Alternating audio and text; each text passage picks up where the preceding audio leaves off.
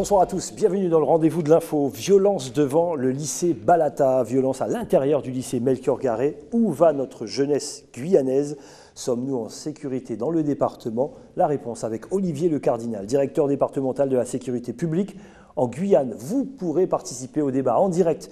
Vous pouvez poser vos questions sur la page Facebook d'ATG, également sur votre adresse rendez-vous de l'info@atg.tv. rdv2info@atg.tv. En direct, vous pouvez poser vos questions. Chocolat, débat autour du drapeau et notamment le drapeau guyanais. Le débat, c'est demain, vendredi, à 19h, à l'auditorium de Montjoly. Loïs Pindard, président de KTP, Connaître au pays, nous en dira un petit peu plus. Vanessa, grande fan du Paris Saint-Germain, a rencontré pour vous la première association en Guyane des supporters du PSG lors de leur première rencontre de la Ligue des Champions. Ambiance au bowling de Rémire-Montjoly. Parité homme-femme, on en parle également avec Théanie. Voici le programme de ce soir pour le rendez-vous de l'info qui démarre tout de suite avec le journal, tout en images.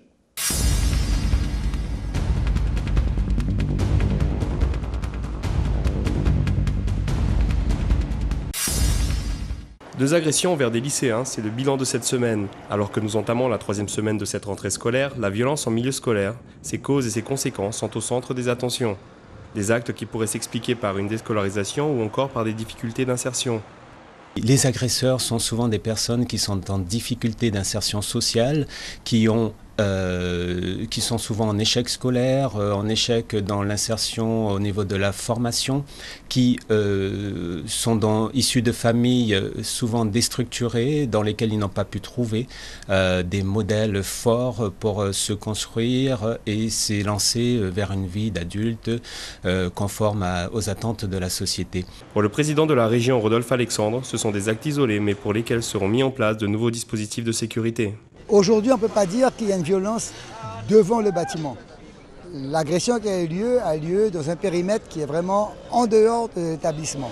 Donc on va dire quelque part, c'est une désobéissance des enfants par rapport aux parents et par rapport au corps professoral. Pour l'instant, on va dire qu'on est encore sur le choc émotionnel, sur la colère. Donc le proviseur et nous-mêmes, nous pensons déléguer une mission pour rencontrer les parents, pour expliquer. Et puis je pense que s'il y a un suivi psychologique, nous le ferons. On va essayer de faire l'enfant rattraper ses cours. Donc disons, ne nous précipitons pas, quoi. Il y a un moment sur lequel il faut statuer, il faut réfléchir avec tout un chacun. On va revoir un dispositif de façon à ce que, à la fois sur le plan du demi-pensionnat qui existe, à la fois sur des repas qui sont distribués à l'intérieur, tout ça puisse concourir à ce que la meilleure sécurité se fasse à l'intérieur du bâtiment comme à l'extérieur du bâtiment. Un traumatisme bien réel qui n'affecte pas seulement les victimes. Il ne faut pas oublier qu'au-delà de la victime elle-même, ce sont des familles entières qui sont touchées, qui ont peur, des parents qui ont peur pour leurs enfants, des frères qui ont peur pour leurs proches, mais aussi, et on l'oublie souvent, il y a aussi toutes les personnes qui gravitent autour. Je veux parler des camarades d'école qui empruntent le même chemin ou les mêmes abords des écoles, même les enseignants. Toutes ces personnes se trouvent désormais menacées par des agressions qui peuvent arriver de façon subite. Une sécurité désirée par tous ou rentrer chez soi tranquillement paraît être un luxe. Le président de la République a tenu sa 4e conférence ce jeudi à l'Élysée devant 400 journalistes. Chômage, déficit, impôts, situation internationale ont été évoqués. Un grand oral de 2 heures, mais pas un mot sur l'outre-mer, ce qui n'a pas échappé au Parti socialiste guyanais. Il aurait dû envoyer des signes pour tous les territoires, même si la France est une et indivisible. Cependant, les territoires d'outre-mer, comme nous le savons, et particulièrement la Guyane, rencontrent beaucoup de problèmes et depuis plusieurs années. Les problèmes concernant l'éducation, c'est d'actualité, avec tous les problèmes qu'il y a aux abords et dans les établissements scolaires de violence. Moi, je constate qu'il a affirmé et confirmé qu'il ne va pas dévier de son mandat, tout simplement. Mais cependant, je regrette une chose, comme pour Manuel Valls, qui lui a parlé des outre-mer uniquement que pour l'éducation et le logement, et puis 2 phrases, et François Hollande n'a pas prononcé un mot pour l'outre-mer, alors que nous avons beaucoup de problèmes particulièrement en Guyane. Le Parti socialiste guyanais réaffirme son soutien au président de la République, mais rappelle qu'il ne faut pas laisser pour compte la Guyane malgré les 50 milliards d'économies qu'il faut faire. Nous avons fait voter pour lui. Par conséquent, nous le soutenons. Mais nous le soutenons tout simplement en lui demandant de respecter la grande majorité, aussi dans la totalité de ces 30 engagements pour l'outre-mer. En tous les cas, pour la Guyane.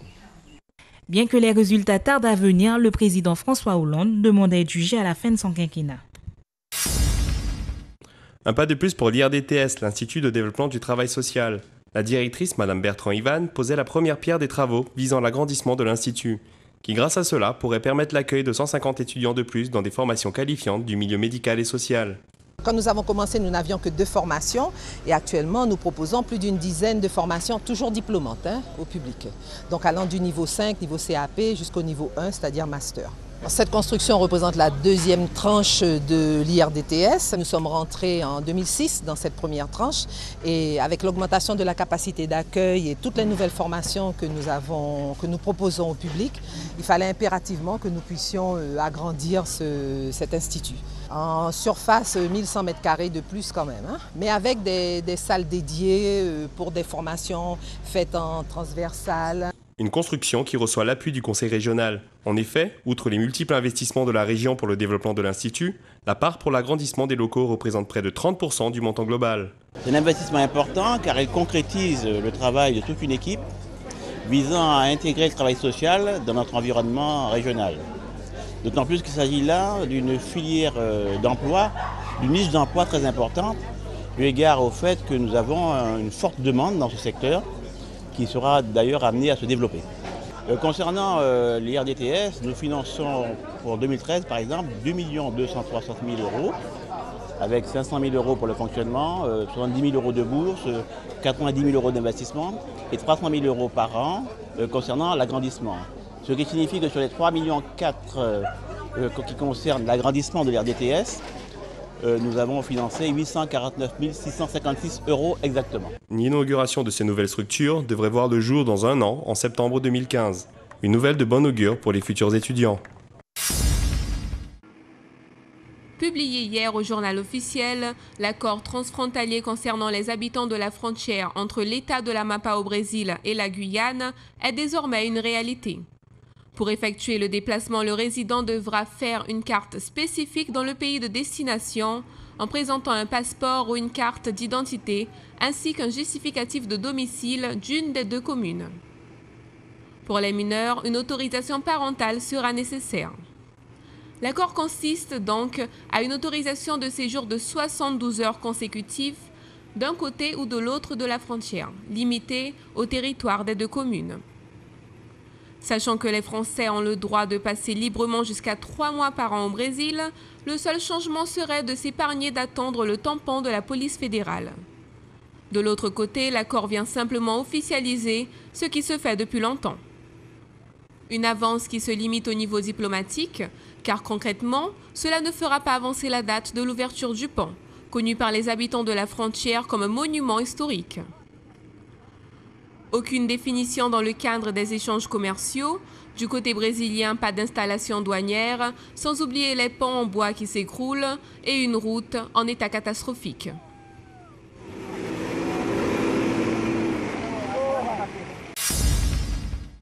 Être étudiant coûte de plus en plus cher. Le mois dernier, l'UNEF, syndicat national des étudiants, publiait une enquête inquiétante sur la hausse du coût de la vie. 2 semaines après la rentrée, les étudiants nous confient être dans l'obligation de travailler à mi-temps pour subvenir à leurs besoins économiques. Ce n'est pas du tout gérable, surtout que les cours, on n'a jamais un emploi du temps fixe. Du coup, placer justement ce temps-là pour pouvoir travailler, c'est quand même assez difficile. On entend souvent parler de problèmes de logement pour les étudiants, mais ce n'est pas le seul problème auquel ils sont confrontés. La nourriture est le second poste de dépense. Les étudiants pensent que la bourse devrait être revalorisée. L'échelon 7 a été revalorisé. Il a été revalorisé à hauteur de 0,7%. Ça n'a pas rajouté grand-chose sur la bourse. Ça a rajouté 39 € de plus. Mais bon, l'échelon 7 est quand même avantageux pour moi qui suis en situation un peu plus précaire comparé à certains. Mais la bourse est suffisante pour un jeune étudiant, je pense, qui n'a pas de loyer à payer, n'a pas de charges on va dire, à rajouter un supplément à sa scolarité. Ceux qui ont un loyer à payer, justement, ceux qui ont des frais pour le transport, un véhicule, justement, je pense qu'il faudrait, c'est vrai qu'il faudrait travailler à côté, mais il faut aussi trouver l'emploi, et ce qui n'est pas facile en Guyane. Selon l'enquête de l'UNEF pour l'année universitaire 2014-2015, le coût de la vie universitaire augmentera de 2%, un chiffre 4 fois supérieur à l'inflation. La proportion d'étudiants salariés est passée de 18,5% à 30% entre 2006 et 2014. Un frein à la réussite universitaire selon le syndicat. La 4e édition du RAM Guyane débutera le 18 octobre prochain. Pour la première fois organisée localement par l'association RAM Guyane, l'événement a demandé plus de 700 000 € d'investissement dédiés en bonne partie à la sécurité. 18 concurrents dont 6 Guyanais sortiront de Dakar au Sénégal pour parcourir 4700 km jusqu'à la Guyane, sur une embarcation monotype de 8 mètres de long. Pour certains, c'est le résultat de plusieurs mois, voire des années d'entraînement. Un rythme qui perdure jusqu'au jour de la compétition. Là, la tête est prise à la fin de la préparation du bateau, essayer de rien oublier, parce qu'à Dakar, ça ne sera pas possible. Et après, je dirais qu'on est un peu dans une phase d'attente. Personnellement, je suis dans une phase d'attente. Je cogite beaucoup. Je fais un petit peu de sport, mais sans plus, quoi. Enfin, le gros sportif, c'était avant qu'il fallait le faire, c'est pas maintenant, quoi. Bien sûr, il y a toujours une appréhension, on se prépare à quelque chose qu'on ne connaît pas. Et même si on a des conseils des anciens skippers, il n'y a personne qui vit la traversée de la même manière. Président de l'association RAM Guyane, passionné du sport, Olivier Bernard participera pour la première fois à la compétition en tant que skipper. Il se dit confiant en ce qui concerne les résultats de l'équipe de Guyane. Je dirais que quand on voit les skippers du Team Guyane, j'aurais tendance à dire qu'ils ont encore une bonne carte à jouer. Il est un fait qu'en Guyane, on a une certaine solidarité entre les différents skippers, les anciens, qui donnent des idées. Donc on est vraiment peut-être plus impliqués qu'en métropole. Quand on sait en plus que la grosse difficulté, c'est la ligne d'arrivée, puisqu'on a des fleuves, on a un courant très très fort, et ainsi de suite, il est évident que nous qui naviguons sur ce territoire, on a quand même un petit avantage. Parmi les 18 participants, seuls 2 d'entre eux ont déjà participé au RAM Guyane. Le départ de la course aura lieu le 18 octobre à Dakar et l'arrivée aux îles du Salut. Les compétiteurs resteront au minimum 40 jours en plein océan Atlantique. Les derniers pourraient passer plus de 60 jours.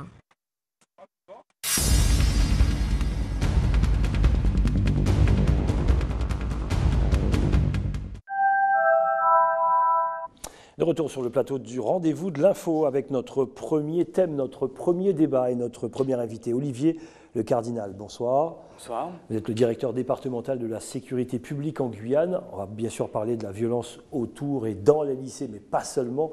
On va parler du département, bien sûr, de la Guyane. Vous pouvez vous poser vos questions en direct. Vous pouvez déposer vos questions d'ailleurs même depuis l'après-midi lorsque vous êtes au courant de notre thème sur la page Facebook et en direct ce soir sur rdv2info@atg.tv.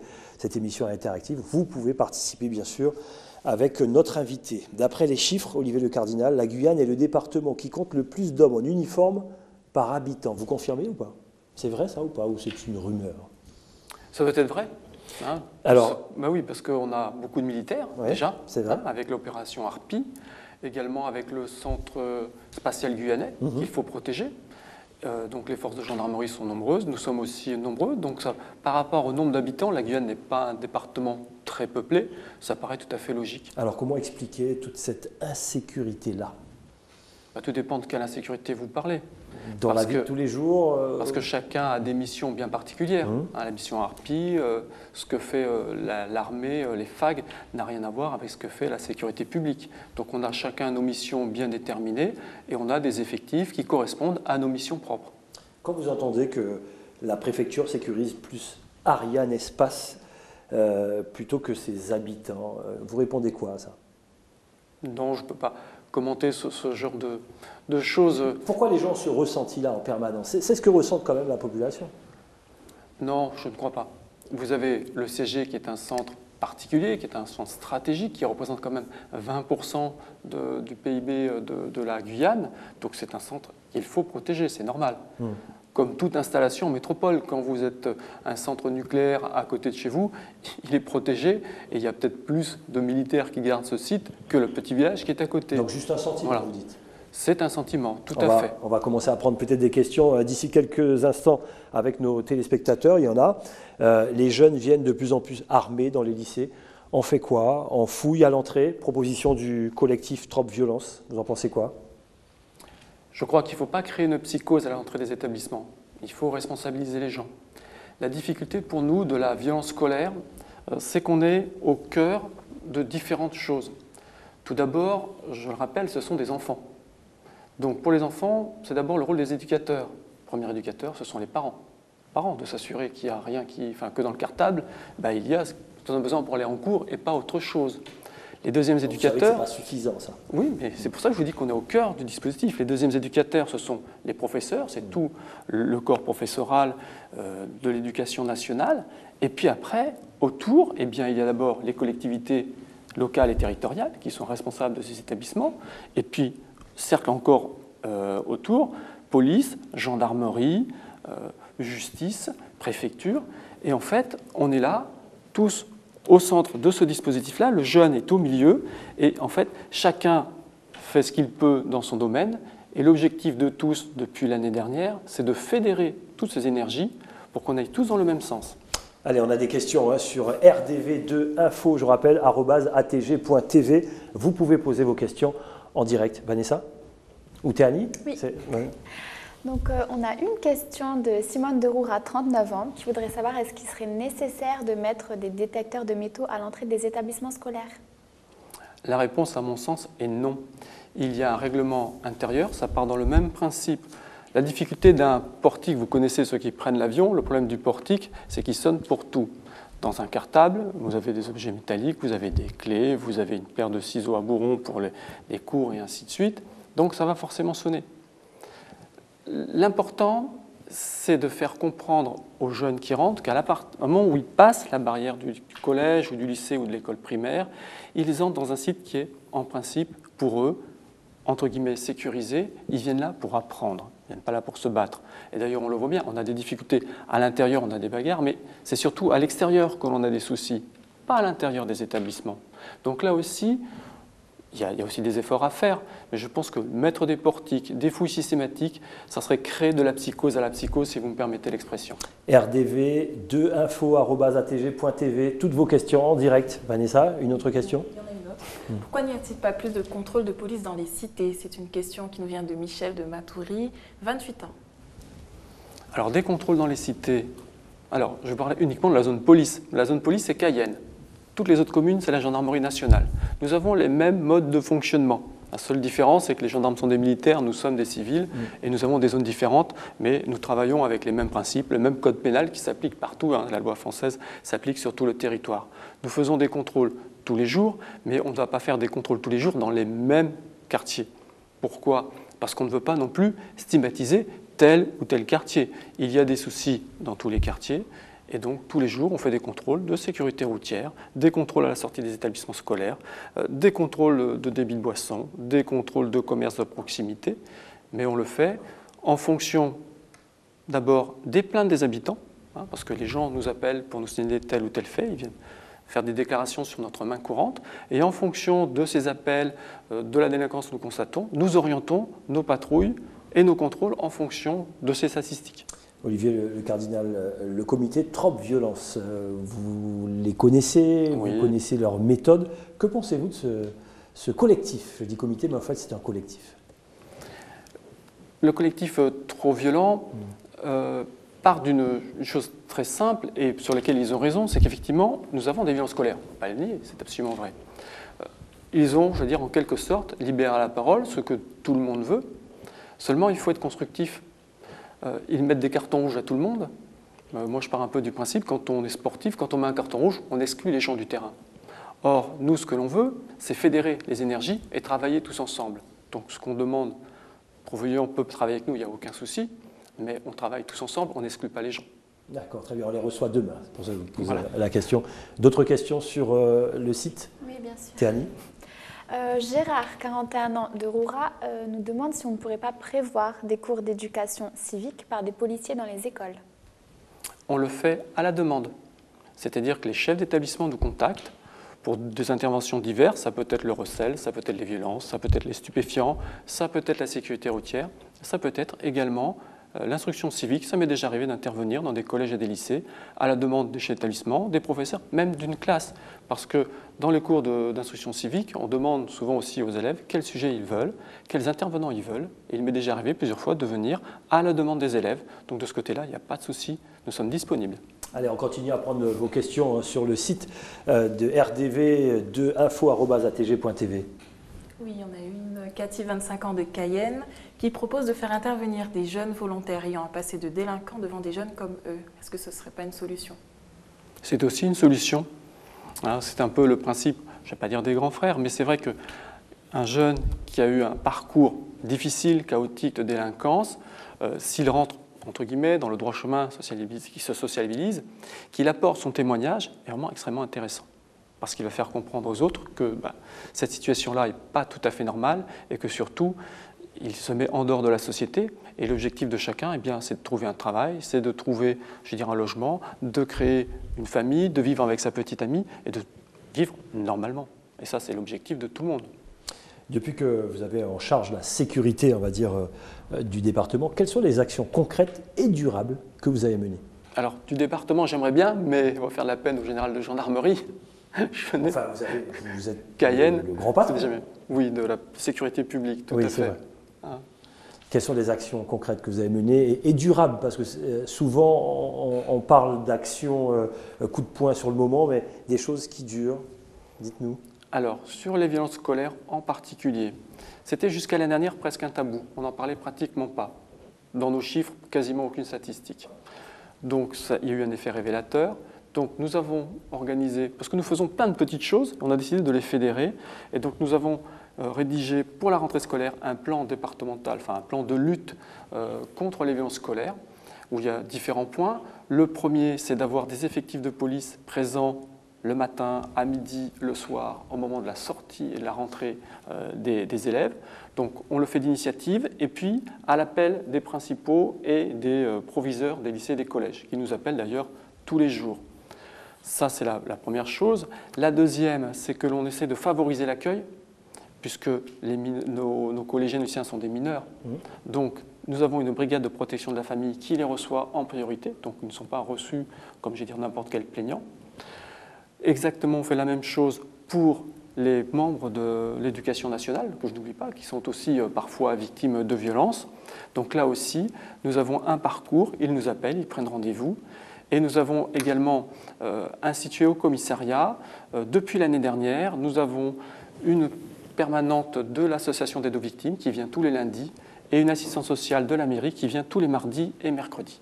Olivier Le Cardinal, quand on voit tout ce qui se passe, surtout autour des jeunes à deux roues, et quand on arrache des chaînes, ce n'est pas propre à la Guyane, bien sûr, mais on le voit quand même un peu plus souvent ici. Est-ce qu'on n'est pas trop gentil avec, je vais employer un mot, avec nos délinquants, avec les voyous de ce pays? Est-ce que la police ne fait plus peur à personne? Vous avez ce sentiment-là ou pas? Oui et non.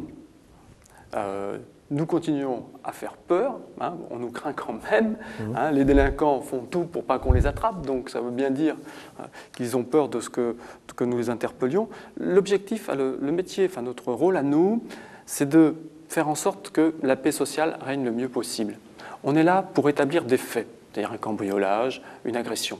Donc notre rôle, c'est d'identifier les auteurs, de déterminer les faits et de les présenter à la justice, et c'est la justice qui sanctionne. Voilà. Bon, très bien. Merci en tout cas pour toutes vos réponses. Je rappelle Olivier Le Cardinal, directeur départemental de la sécurité publique en Guyane. Merci d'être passé sur notre plateau du Rendez-vous de l'Info. À bientôt. Merci à vous. Au revoir. Allez, sans plus tarder, nous passons à notre chronique plutôt sympathique d'ailleurs, puisque Vanessa est fan du Paris Saint-Germain. C'est ce qu'on me dit. Bon, j'aime bien le Paris Saint-Germain, franchement. Mon équipe, c'est Lyon. mais apparemment il y a des supporters ici, il y a un club de supporters ici en Guyane. C'est le premier, je crois. Voilà, c'est le seul et l'unique, en tout cas pour le moment. Donc il s'agit du PSG Club Guyane. Et au départ, il y avait 3 groupes de supporters. Donc ils ont décidé de se réunir en association.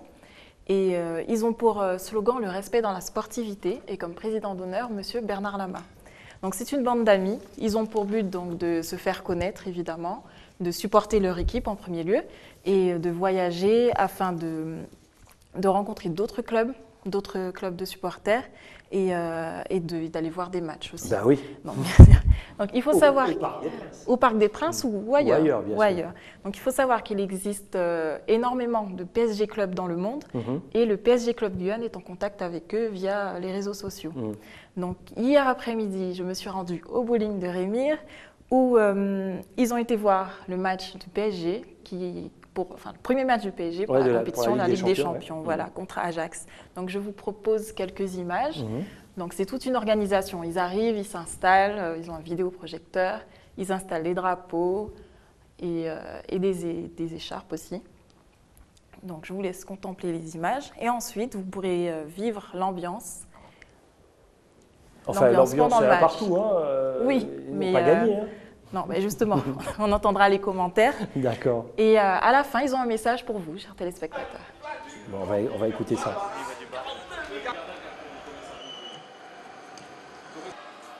C'est pour le moment. Moi, on fait peur à personne. T'es là. On donne aux jours. Là. Oh, par contre,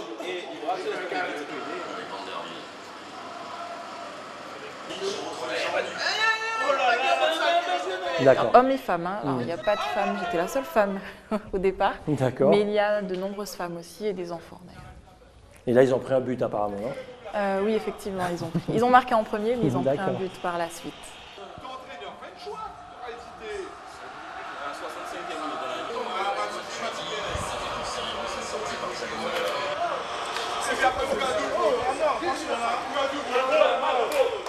Donc premier club, je sais qu'il y avait des fans de l'OM, mais ils n'ont jamais monté véritablement d'association, de club. Hein. Voilà, là, c'est vraiment une grande première. Et apparemment, ils ont un message pour nous, c'est ça? Oui. On va écouter ce message d'ici quelques instants.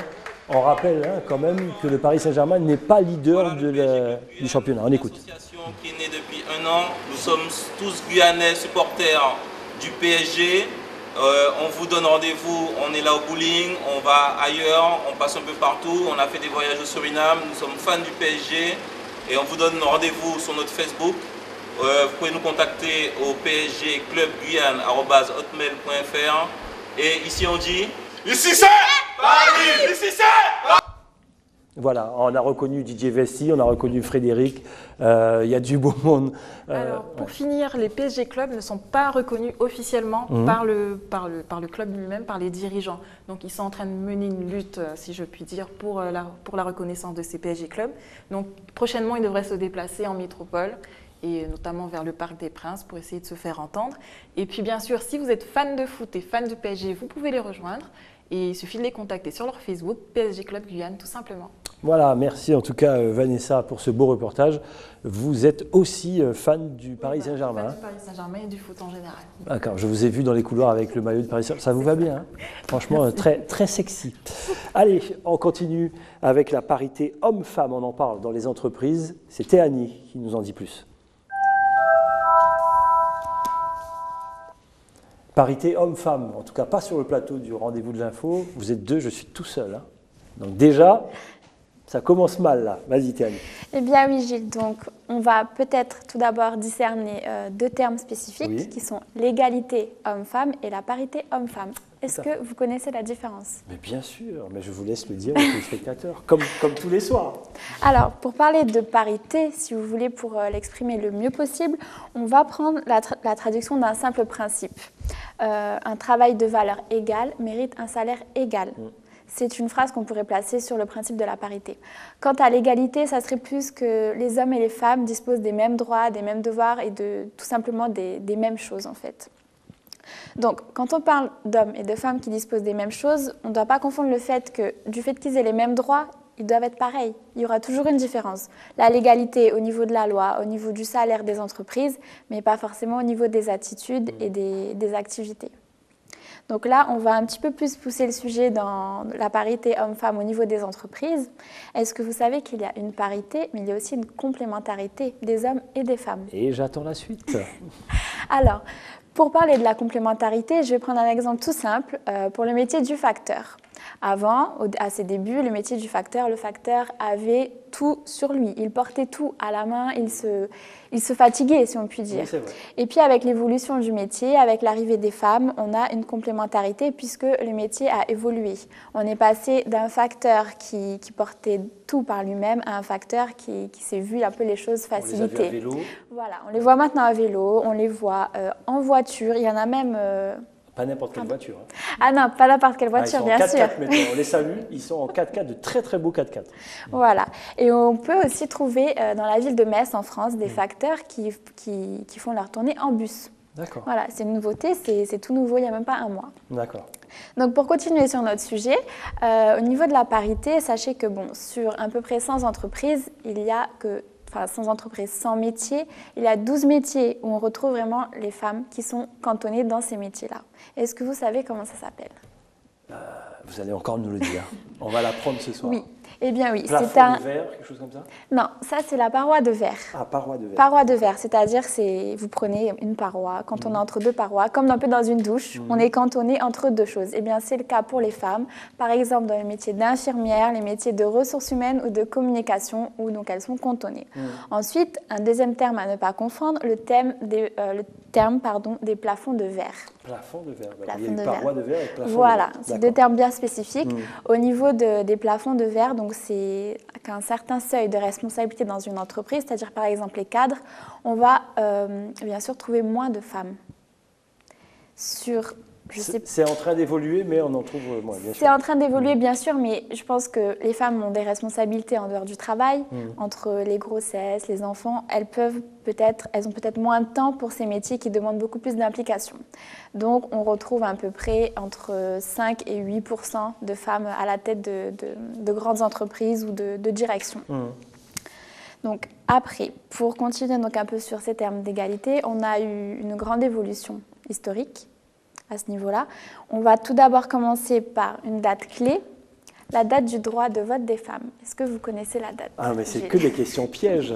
1950, 1945 ou 1950? Vous étiez presque, 1944. 44, oui. C'est 45, je crois. Non, 44. Bon, d'accord, ensuite, je vais fouiller. En 1946, on a le préambule de la Constitution qui pose le principe de l'égalité entre les hommes et les femmes. Mais savez-vous qu'en fait, ce principe d'égalité est arrivé... Il y a encore une question pour moi. Non, plus de question. Est arrivé avec la fin de la Deuxième Guerre mondiale, puisque comme vous le savez, tous les hommes étaient sur le front et bon, à l'arrière, il fallait bien que quelqu'un s'en occupe et on retrouvait les femmes. D'accord. Donc ce sujet, tout simplement, pour vous annoncer notre chronique de demain, qui parlera d'une association qui est très présente en Guyane depuis ces dernières années, qui s'appelle la Guyane Pionnière. On en parle demain? Oui, on en parle demain. Merci Théanie. Ouf, j'ai quand même bien répondu. Hein. J'ai eu peur, je vous assure, franchement. Merci Théanie. Dans quelques instants, notre deuxième invité, Loïs Pindar. Mais pour l'heure, voici le rendez-vous du Prime d'ATG à 20h. Dom Laquezotte. Extrait.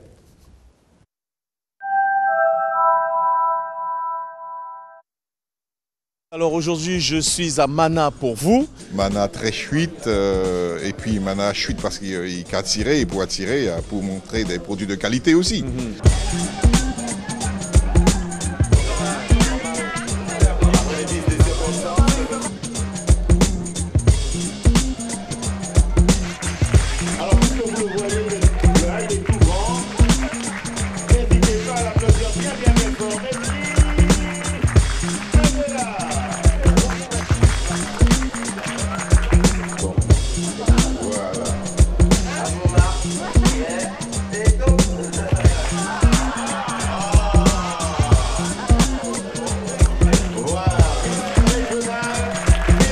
Ça t'a fait. Voilà. Ouais, parce que des moments, dans le moyen qui français qui a parlé ghetto là. Hop là, vous avez bien nagé. C'est tout. Merci. Maintenant, on rentre en autocase. Vous savez, mettez-la à un emblème, mettez-la à la pugnacité, à la témérité. Nos territoires, qui a produit autant de champions que n'importe quel département au niveau de la France. Ben, moi, j'ai une équipe qui a monté et moi, je souhaite sincèrement qu'ils ont avancé, qu'ils ont progressé et ils ont pu content les mots. Ok, Jean-Claude, merci beaucoup. Ok. Voilà, Dom Lac-les-Autres tous les soirs sur ATG à 20h en prime avec Dominique Nugent pour l'inauguration notamment de la piscine de Mana. Loïs Pindar est notre deuxième invité. Bonsoir. Bonsoir. Loïs Pindar, président de KTP, Connaître au pays. Alors, chocolat débat autour du drapeau et notamment le drapeau guyanais. Mais pas seulement, on parlera du drapeau en général. Le débat, c'est demain, vendredi à 19h à l'auditorium de Montjoly. Loïs Pindar, comment s'organise cet événement? C'est la 3e édition, je crois. En fait, on organise des chocolats débats assez régulièrement, sauf que cette année, on en a fait 2, on va dire, d'être très proches. Sur 2 beaux thèmes, rappelez-nous les thèmes. Alors, les premiers thèmes, le thème de l'année dernière, c'était les jeunes et la Guyane. Et le deuxième thème, c'était les remèdes traditionnels. C'était en juin. Traditionnels. Alors, pour ce chocolat débat du drapeau, expliquez-nous, avec notamment des intervenants, déjà, comment s'organise cet événement pour les gens qui vont y aller pour la première fois? C'est ouvert à tout le monde, j'imagine. Oui, c'est ouvert à tout le monde. Le concept, c'est quoi? C'est qu'en fait, on offre un espace d'échange, de partage sur un thème en particulier, sur une problématique. Donc là, en l'occurrence, c'est le drapeau. Et donc, on va débattre. Il y aura 3 invités. Un invité qui va parler, du moins, on va dire, il y a 3 invités. 3 intervenants? 3 intervenants. 3 intervenants. Un intervenant qui va, on va dire, aborder de façon globale la définition d'un drapeau. Un deuxième intervenant qui va donner un exemple, parce qu'il représente une culture un peu différente de la nôtre. Et un troisième intervenant qui va, on va dire, se concentrer sur le drapeau guyanais. Alors, dans le concept de toujours, on fait le débat, et dans Chocolat Débat, il y a chocolat. Ouais. Et donc, du coup, après le débat, on va pouvoir déguster un chocolat traditionnel avec du pain au beurre. Ah ben, c'est magnifique ça. Il n'y en a pas qui viennent uniquement pour manger le chocolat. C'est possible. Oh, d'accord. C'est possible, mais bon. Ils participent au débat. Je rappelle que vous pouvez participer au débat également, hein, vous, téléspectateurs d'ATG, rdv2info@atg.tv. On a des questions, Théanie, Vanessa? Oui, déjà. Ah, on y va. On a une question de Julien, 33 ans de Cayenne, qui voudrait avoir votre définition du drapeau guyanais. Notre définition du drapeau guyanais. Comment définir le drapeau guyanais? Je pense que le drapeau guyanais, c'est le symbole qui nous rassemble tous. C'est un emblème. Et je pense qu'il faut simplement s'attacher à ça, à cette définition-là, ce qui nous rassemble. Je pense que c'est mieux. Des questions? Une question, Vanessa? Il y en a d'autres? Antonin, 35 ans de Montjoly, qui dit que les Guyanais ne sont pas français. Donc pourquoi avoir un drapeau différent de celui de la France? C'est une bonne question. Dans le débat, forcément, mais bon, c'est une question qu'on ne comprend pas forcément, puisque les Bretons, ils ont leur drapeau. On ne se demande pas est-ce qu'ils sont français ou pas. Les Corses? Les Corses également. Les Basques aussi. Donc je pense qu'il faut qu'ils viennent au chocolat débat. Qui pose cette question, rappelez-nous? Antonin. Antonin, très bien, on va s'en rappeler. Antonin, il faut venir au débat de demain soir. Vous pourrez vous poser vos questions. Il y aura donc des réponses. Alors ça, c'est bien sûr le chocolat débat de demain, ouvert à tout le monde. En général, ça dure quoi? On va dire ça commence à 19h. Alors, précision, 19h précise. Ah oui, précise. Il n'y a pas de non, les portes sont ouvertes, mais ça commence à 19h. Bon. Voilà, jusqu'à 21h, et je pense qu'on va commencer à déguster à peu près vers 21h. D'accord, très bien. Voilà, pour les amateurs de chocolat. Mais c'est ouvert à tout le monde. Et alors, on s'adresse principalement aux jeunes, puisque bon, KTP, c'est quand même une association des jeunes. On s'adresse principalement aux jeunes, mais sur ce type d'action-là, ça concerne tout le monde. D'accord, très bien. En général, lorsque vous faites ces débats-là, une fois que le débat est terminé, vous faites un bilan, il y a un dossier qui est déposé, il y a des choses. Est-ce qu'il y a des actions qui sont menées après ou ce n'est pas le but? Alors, à la base, ce n'était pas l'objectif. Oui. L'objectif, c'est vraiment d'offrir un espace, de permettre à tout le monde de rencontrer d'autres personnes qui ont des questions, qui veulent avoir davantage d'informations sur le thème. Maintenant, comment on reste toujours dans les objectifs de l'association? Donc, on va dire que ça reste une démarche toujours envisageable. C'est-à-dire, il y a des actions qui peuvent correspondre au thème du débat, sans problème. Allez, on prend vos questions sur rdv de info@atg.tv. Alors là, c'est une question de moi-même. Ah, d'accord. Désolé, question de Vanessa. Pourquoi le chocolat à la fin du débat? Est-ce que ça a une signification particulière? Alors, je vais rappeler très rapidement l'historique.